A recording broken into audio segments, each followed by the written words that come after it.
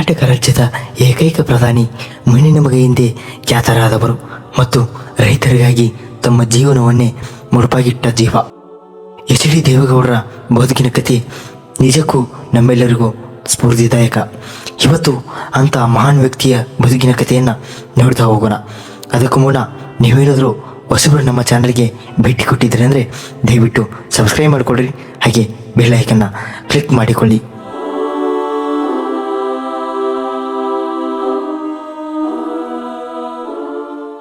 ದೇವೇಗೌಡರ ಜನನ 1933 ಮೇ 18ರಂದು ಹಾಸನದ ಹೊಳೆನರಸೀಪುರದ ಹರದನಹಳ್ಳಿಯಲ್ಲಿ ಜನಿಸುತ್ತಾರೆ.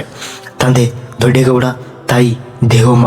ಇವರು ಮಧ್ಯಮ ವರ್ಗದ ಕುಟುಂಬದಲ್ಲಿ ಜನಿಸಿದವರು. ಇವರು ತಮ್ಮ ಪ್ರಾಥಮಿಕ ಶಿಕ್ಷಣವನ್ನು ತಮ್ಮ ಹುಟ್ಟೂರಾದ ಹರದನಹಳ್ಳಿಯಲ್ಲಿ ಮುಗಿಸಿ ಹೆಚ್ಚಿನ ವಿದ್ಯಾಭ್ಯಾಸಕ್ಕಾಗಿ ಹಾಸನದ LV ಸರ್ಕಾರಿ ಪಾಲಿಟೆಕ್ನಿಕ್ ಕಾಲೇಜ್ ಸೇರಿ ಡಿಪ್ಲೊಮಾದಲ್ಲಿ ಸಿವಿಲ್ ಇಂಜಿನಿಯರ್ ಪದವಿ ಮಾಡಿದರು. ನಂತರ ಶಿಕ್ಷಣವನ್ನು ಮುಗಿಸಿ ಓದಿಗೆ ತಕ್ಕಂತೆ ಸಿವಿಲ್ ಇಂಜಿನಿಯರ್ ಮಾಡಿರುವುದರಿಂದ ಇವರು ಕಾಂಟ್ರಾಕ್ಟರ್ ಆಗಿ ತಮ್ಮ ಬದುಕು ಆರಂಭಿಸಿದರು. 1953 ಅಂದರೆ ತಮ್ಮ 20ನೇ ವಯಸ್ಸಿನಲ್ಲಿ ಕಾಂಗ್ರೆಸ್ ಪಕ್ಷಕ್ಕೆ ಸೇರಿ ರಾಜಕೀಯಕ್ಕೆ ಧುಮುಕುತ್ತಾರೆ. ನಂತರ 1954ರಲ್ಲಿ ಮುತ್ತಿಗೆ ಹಿರೇಹಳ್ಳಿಯ ದೇವೇಗೌಡರ ಮಗಳಾದ ಚೆನ್ನಮ್ಮರನ್ನು ಮದುವೆಯಾದರು. ಇವರಿಗೆ 4 ಜನ ಮಕ್ಕಳು, 2 ಹೆಣ್ಣು ಮಕ್ಕಳು, 2 ಗಂಡು ಮಕ್ಕಳು. ಗಂಡು ಮಕ್ಕಳಾದ ಎಚ್ ಡಿ ರೇವಣ್ಣ ಮತ್ತು ಎಚ್ ಡಿ ಕುಮಾರಸ್ವಾಮಿ ನಿಮಗೆಲ್ಲ ಗೊತ್ತಿರುವವರೇ.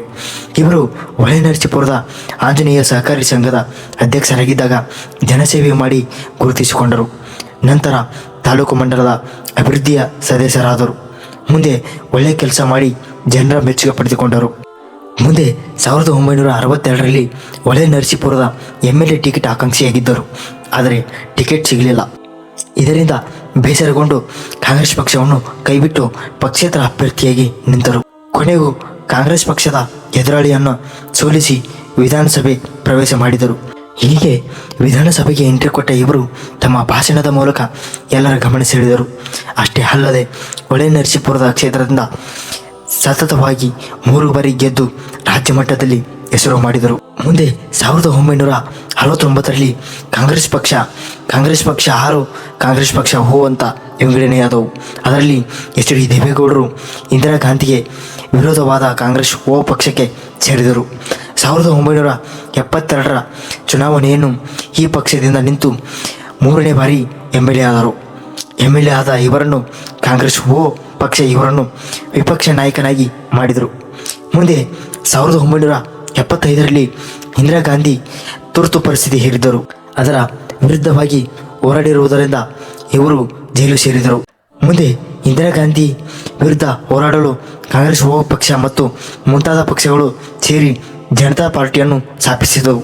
ಆಗ ಜನತಾ ಪಾರ್ಟಿಯ ರಾಜ್ಯಾಧ್ಯಕ್ಷರು ಕೂಡ ಆದರು.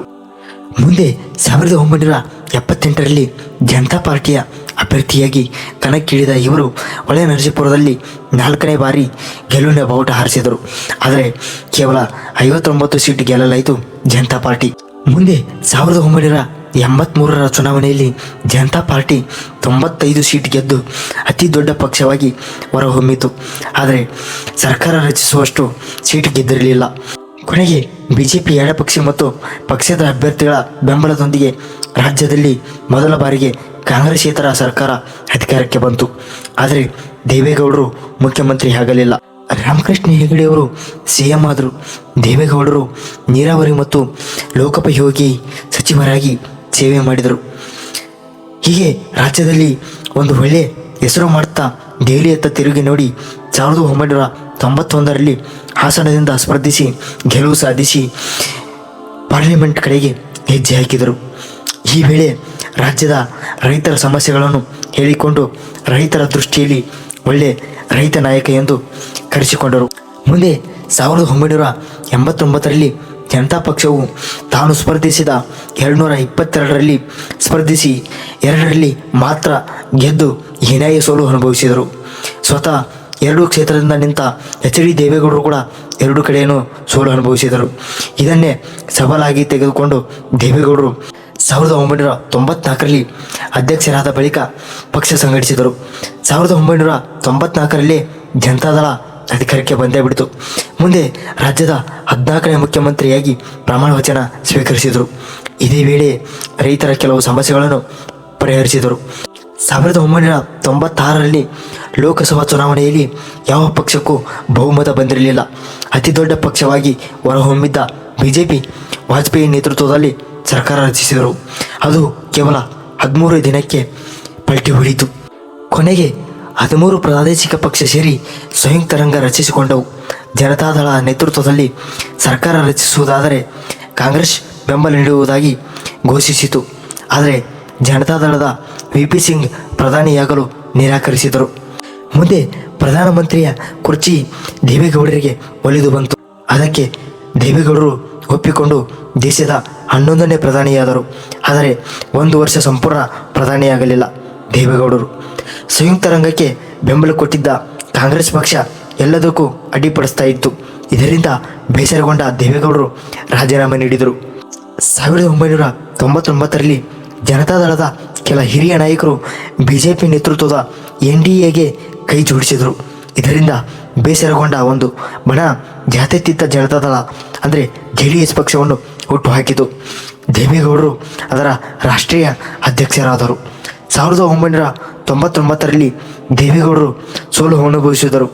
ಇಡೀ ದೇಶದಲ್ಲೇ ಒಂದೇ ಸೀಟ್ ಗೆದ್ದಿತು JDS, ಅದು ಮಹಾರಾಷ್ಟ್ರದಲ್ಲಿ. ಮುಂದೆ ವಿಧಾನಸಭಾ ಚುನಾವಣೆಯಲ್ಲಿ ಕೇವಲ 10 ಸೀಟ್ ಗೆದ್ದಿತು. ಈ ಸೋಲಿನ ಬಳಿಕ ಪಕ್ಷ ಸಂಘಟನೆಗೆ ಹೆಚ್ಚು ಗಮನ ಹರಿಸಿದರು. ಮುಂದೆ 2002ರಲ್ಲಿ ಕನಕಪುರದ ಚುನಾವಣೆಗೆ ನಿಂತು ಗೆಲುವು ಸಾಧಿಸಿದರು. ಮುಂದೆ 2004ರ ವಿಧಾನಸಭಾ ಚುನಾವಣೆಯಲ್ಲಿ JDSಗೆ 58 ಸೀಟು ಸಿಕ್ಕಿತು. ಮುಂದೆ ಕಾಂಗ್ರೆಸ್ಗೆ ಬೆಂಬಲ ಕೊಟ್ಟಿತ್ತು. ಕಾಂಗ್ರೆಸ್ಗೆ ಬೆಂಬಲ ಕೊಟ್ಟ JDS ಅರ್ಧದಲ್ಲೇ ಕೈಬಿಟ್ಟು ಬಿಜೆಪಿ ಜೊತೆ ಮಿಶ್ರಣವಾಯಿತು. ಮೊದಲು 20 ತಿಂಗಳು ಅಧಿಕಾರ ಅನುಭವಿಸಿ ಯಡಿಯೂರಪ್ಪನವರ ಸರದಿ ಬಂದಾಗ ಕೈ ಎತ್ತಿಕೊಂಡರು ಕುಮಾರಸ್ವಾಮಿ. ಮುಂದೆ ಇದೇ ಕಾರಣದಿಂದ ಬಿಜೆಪಿಗೆ ಅಧಿಕಾರಕ್ಕೆ ಬಂತು. JDS 28 ಸ್ಥಾನ ಗಳಿಸಿ ಹೀನಾಯ ಸೋಲು ಅನುಭವಿಸಿತು. ನಂತರ 2018ರಲ್ಲಿ ಕಾಂಗ್ರೆಸ್ ಜೊತೆ ಸೇರಿ JDS ಸರ್ಕಾರ ರಚಿಸಿದರು. ಇದೆಲ್ಲದರ ಹಿಂದೆ ಇರುವಂಥ ಮಾಸ್ಟರ್ ಮೈಂಡ್ದಲ್ಲೇ ನಮ್ಮ HD ದೇವೇಗೌಡರು. ಏನೇ ಆಗಲಿ ರೈತರಿಗೆ ಮಾಡಿದಂಥ ಸಹಾಯ ಹಾಗೂ ಕರ್ನಾಟಕ ರಾಜ್ಯದ ಏಕೈಕ ಪ್ರಧಾನಿ ಎಂಬ ಹೆಗ್ಗಳಿಕೆಗೆ ಸದಾ ಅವರು ಪಾತ್ರರಾಗಿರುತ್ತಾರೆ.